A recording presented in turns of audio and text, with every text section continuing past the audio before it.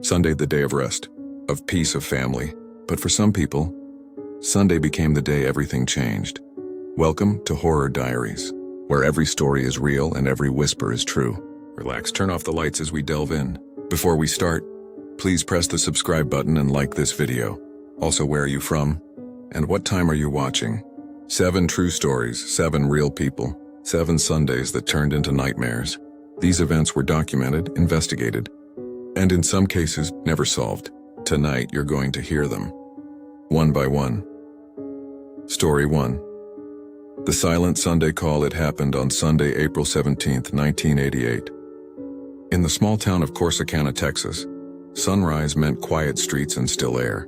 At the edge of town stood a white wooden church, old enough that the floorboards remembered generations. Inside, every hymn book, every pew, every candle was arranged by one person, Norma Jean. The church people called her Miss Norma. The townspeople called her the church lady. Every Sunday she arrived before the sun. Her keys jingled against the locked doors. She would unlock the sanctuary, straighten every hymn book, and leave a small flower on the altar. She did this every week for 27 years. But on this Sunday morning, something was wrong. The congregation arrived at 9 a.m. The sanctuary was dark. The doors were locked. Norma was never late. Minutes passed, then an hour. Someone eventually walked to the back of the church expecting to find her car. Instead, they found a door slightly open, not wide, just enough to invite someone in. They stepped inside, calling her name. Rows of hymn books were scattered on the floor, not placed neatly like she always left them. At the front of the church, behind the altar, they saw her. Norma Jean was lying still. Her Bible was still clutched in her hands. She wasn't robbed, nothing was stolen. No signs of a struggle. Police searched the building. They searched for fingerprints, footprints, anything. But what they found was far worse, a phone record. At 3:27 a.m., a call was placed from the church building to Norma's home phone. The call lasted 14 seconds. Police believe the killer entered the church early Sunday morning, called Norma from inside the sanctuary, and she came. Because she trusted the church, because it was Sunday. Even today, the case remains unsolved. And sometimes before service begins, members say they hear someone flipping pages of a hymn book, even when no one is sitting there. Story 2. The Sunday Drive That Never Ended. It was January 27, 1980, a warm Sunday in Belen, New Mexico. 19-year-old Tara Calico grabbed her bike and told her mother, "I'll be back by noon." She always rode the same route, a straight stretch of highway surrounded by emptiness and desert air. She was confident, fit, strong. She wasn't afraid of anything. Hours passed, no sign of Tara. Her mother began to worry. She drove the route Tara always took, and that's when she saw them. Pieces of Tara's cassette player broken on the road, as if she had dropped them intentionally. Like a trail, search teams scoured the highway. Volunteers walked miles of empty land. Helicopters flew overhead. Tara was gone. And then, 9 months later, another Sunday, on the opposite side of the country, a woman walked out of a convenience store in Port St. Joe, Florida, and noticed something strange in the parking lot. A Polaroid picture, face down. When she flipped it over, she screamed. 2 people were shown in the back of a van, a teenage girl and a young boy, bound gagged, eyes wide with terror. The girl looked exactly like Tara. Her scar matched. Her hair matched. The Polaroid was taken recently, less than a minute before it was dropped on the ground. Someone took their picture, drove past the store, and tossed the photo out of the window. Police tracked tire marks. They investigated. They searched counties, then states. Nothing. The girl in the photo was never found. Tara's disappearance began on a Sunday. Her only cry for help appeared on a Sunday, and the road where she vanished remains empty. Every Sunday morning, her mother places fresh flowers on the side of that highway, the place where Tara's bike disappeared. Story 3. The Sunday Exorcism. Not many people know that the real story behind The Exorcist took place on a Sunday, and that it didn't start with a girl. It started with a boy. His real name was never released publicly, only the initial, R. His case file calls him Robbie Mannheim. It began on a cold Sunday evening in January 1949 in Cottage City, Maryland. Robbie was 13, quiet, lonely. His closest companion was his Aunt Harriet, a spiritualist who owned a Ouija board. One Sunday, Robbie and his aunt attempted to use it, trying to contact spirits. They didn't take it seriously. A week later, Aunt Harriet died unexpectedly. And that's when things began. Scratching sounds in the walls, dragging noises in the attic, footsteps in Robbie's room. Every night, always on Sundays, the noises grew louder. At first, the parents blamed rats, until the scratches began carving words into Robbie's skin. Witness reports say the scratches would form sentences like "help," or worse, "Lewis." The family called a Lutheran pastor. He witnessed Robbie's mattress shake, with Robbie still on it. He said, "This boy needs a Catholic exorcism." The church approved it. And on the first Sunday of March 1949, the ritual began. They strapped Robbie to a hospital bed. The priest opened his Bible. As soon as he began the prayer, Robbie broke free from the straps.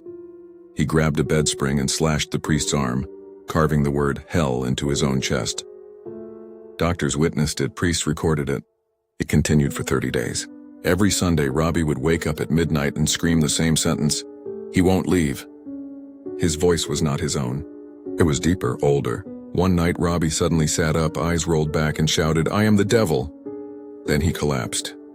After hours of prayer, Robbie's body convulsed violently. And then, silence. He opened his eyes, and in a weak, exhausted voice he whispered, "He's gone." Robbie walked away from the hospital that same week. He never spoke of it again. The priest never performed another exorcism. And every Sunday afterward, the hospital staff swore they could hear scratching coming from the room where Robbie was strapped down. Story 4. The Wrong Airbnb. This story happened in 2022. It was documented by police and reported by the guests themselves. Two best friends, Leah and Jasmine, took a weekend trip to celebrate finishing university. They booked a beautiful remote Airbnb cabin. Wooden walls, floor-to-ceiling windows, overlooking a quiet lake. They arrived on a Sunday afternoon. The host messaged them, "No one else is checked in for the weekend, enjoy the privacy." Hours later, after they had unpacked, cooked, laughed, and settled upstairs, Leah noticed something strange. Her phone kept disconnecting from the Wi-Fi. She walked downstairs. The Wi-Fi router was unplugged. She looked at Jasmine, confused. Neither of them had touched it. They plugged it back in. Later that night, they watched a movie and dozed off on the couch. At 2:18 a.m., Jasmine woke up to the sound of footsteps upstairs. She nudged Leah. "Do you hear that?" Leah rubbed her eyes. They listened. Slow, heavy footsteps walking across the upstairs hallway. Jasmine whispered, "Someone's here." Leah grabbed her phone and dialed the Airbnb host. He answered, groggy. "What's wrong?" Jasmine whispered. "Someone is inside the house." A pause. Then the host said something that made Leah's blood run cold. "That's impossible. I changed the locks on Friday. You're the only guests." The footsteps continued, slow. Deliberate. Leah held her breath. Then a door slammed upstairs. They grabbed their bags, ran outside, got into their car, and drove to the nearest gas station. They called the police. When officers searched the cabin, they found something terrifying. A makeshift bed in the upstairs closet, food wrappers, empty cans, a charging cable plugged into the outlet. Someone had been living in the Airbnb, hiding in the house before they checked in. The officers also found something else. A phone leaning against a pair of shoes positioned to record the couch. The couch where Leah and Jasmine had fallen asleep. Police reviewed the footage. In the recording, you can see the girls sleeping, and a man quietly crawling down the stairs wearing a mask. The Airbnb host told police, "No one has access to the key but me," which means the man had been inside before the locks changed. He was never found. The listing is still active. And the reviews always mention one thing: beautiful view. Terrible energy. We felt watched the entire time. If you're still watching, that means you feel it too. The curiosity, the darkness. Let's go deeper. Story 5. The Hudson River Mirror. The family that vanished on a Sunday, August 7th, 2016. The weather was clear over the Hudson River in New York. Calm waters, perfect skies. A family of 4, Michael, his wife Annette, and their 2 children, decided to take their small motorboat out for a simple Sunday cruise. They took snacks, sunscreen, life jackets, and a phone to take pictures. At 2:30 p.m., Michael texted his brother, "Water is like glass. It's perfect." That was the last message he ever sent. Hours passed. No one heard from them. Their phones went silent. At sunset, when they still hadn't returned, relatives called the police. The Coast Guard launched a search that lasted all night. When dawn broke, they spotted the boat, still floating, but the family was not inside. All 4 life jackets were still lying on the seats. The picnic basket was untouched. Their cell phones were inside, placed neatly on the seats, as if no one had rushed. But the strangest thing was this. The engine was still running. The propeller spun slowly, moving the empty boat in a quiet circle. Like a clock hand sweeping around and around. Divers searched the river. Helicopters scanned the water surface. Nothing. Later that evening, they found the mother's body, miles away downstream. Her face was calm, no bruises, no sign of a struggle. The remaining 3, the father and 2 children, and were never found. Investigators were baffled. The boat had no damage. Weather was perfect. No reason to jump in. All life jackets were unused. Theories ranged from a sudden wake wave knocking them overboard to something darker. A river worker later told journalists, "That day in the water was too still. I've worked this river 30 years. I don't trust it when it's that calm." The case remains officially unsolved. Some nights, boaters report seeing a small motorboat drifting in slow circles on the water. Engine humming, lights off, no passengers. When rescue teams respond, the boat disappears into the fog. People say the river keeps what it takes, especially on Sundays. Story 6. The Church Shooting, Sutherland Springs, November 5, 2017. A quiet Sunday morning in Sutherland Springs, Texas. The bell rang at the First Baptist Church. Families walked in, children colored in Bible activity books. The choir began to sing. It was supposed to be just another peaceful Sunday. 10 minutes into the service and the front doors opened. A man dressed in black tactical gear stepped inside and raised a rifle. He didn't shout, he didn't say a word. He just opened fire. People ducked behind pews, covered their children, prayed for it to stop. The youngest victim was 18 months old. The oldest was 77. 26 people were killed. All because they went to church on Sunday. The shooter fled. A neighbor grabbed his own rifle and chased him down the road. When police finally caught up, the shooter had crashed his vehicle and ended himself. Investigators found a chilling clue. He had drawn a map of the church layout and marked where families usually sat. He planned it, he studied them. He waited for Sunday. One survivor later said, "The gunfire stopped and there was just breathing. The sound of people breathing in fear." Every year on that same Sunday at 11:20 a.m., the church rings a bell, 26 times. Not for ceremony, for remembrance. Story 7, Room 348, The Wall That Killed. In 2010, on a quiet Sunday night, at the Eleganta Hotel in Beaumont, Texas, a businessman named Gregory Flanagan checked into room 348. Greg was the definition of routine.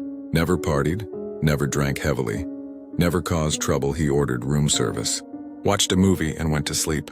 At least, that's what everyone thought. The next morning, Greg missed a scheduled meeting. Coworkers knocked on his door. No answer. Hotel security entered the room. Greg was lying on the carpet near the foot of the bed. Face down, no blood, no signs of a struggle. His wallet, his keys, everything was untouched. The medical examiner ruled it a heart attack. Case closed. But Greg's wife refused to believe it. She hired a private investigator, Ken Brennan, a former DEA agent. And that's when the real nightmare began. The investigation. The private investigator returned to room 348 on a Sunday. The room felt wrong. He noticed strange details. The room was freezing cold. The carpet had a faint scorch-like mark. The wall behind the bed had a tiny round indentation. So small, you'd miss it unless you were looking. He checked the autopsy report. During the examination, the medical examiner found something unusual. Small beads of metal inside Greg's body. Not from surgery, not from implants. From heat, metal that had melted. But how? The private investigator looked at the indentation in the wall again. And then it clicked. He turned to the hotel manager and said, "Someone shot through that wall." The room next door. Room 349 was occupied that weekend by 3 oil workers who were in town for a job. They drank, partied, and wrestled like idiots. One of them had brought a gun. Drunken and careless, they thought it would be hilarious to fire it into the wall, not realizing the bullet would pass directly into Greg's room, striking him in the chest. The bullet passed through the wall, the back of the TV, the wiring inside the carpet, then into Greg. The electric spark from the outlet heated the bullet, melting it inside of him. That's why there was no exit wound. No blood. Greg collapsed instantly. No sign of struggle, just silence. The men in the next room never knew someone had died. While they drank beers and Greg lay on the floor dying alone, the private investigator confronted the men. One started crying. The case was closed. But what terrified the hotel staff was this. Guests who stayed afterward in room 348 complained of the TV turning on at 3:00 a.m., the heater switching to freezing cold, soft footsteps near the bed. One woman checked out at midnight and left a review. It felt like someone was sitting beside me all night. Breathing. Room 348 is still in use. They never renovated it. If you ever stay there, check the wall behind the bed. You might see the small dent, the last mark left by a stray bullet, and a man who never knew his Sunday would be his last. Sunday, a day meant for rest, a day meant for peace. Horror does not choose a day. It does not wait for nightfall. And the worst things that happen aren't always imagined. Sometimes they are real. A woman lured to her death by a silent call. A girl taken during a Sunday bike ride. A boy possessed during a Sunday exorcism. 2 women filmed by someone hiding in their Airbnb. The family that vanished, the church shooting of Sutherland Spring, and a man killed by a bullet that came from the room next door. 7 Sundays, 7 true nightmares, and somewhere, someone else is living their Sunday horror right now. You may never know when you're living your last normal day, but if you ever feel a cold shift in the air, a sound in the walls, or footsteps behind you on a Sunday, remember these stories. And don't assume it's nothing, because for someone, it wasn't. If you made it this far, you're one of the brave ones. Like the video, subscribe, and turn on notifications because more true horror drops every night. Sleep, if you can.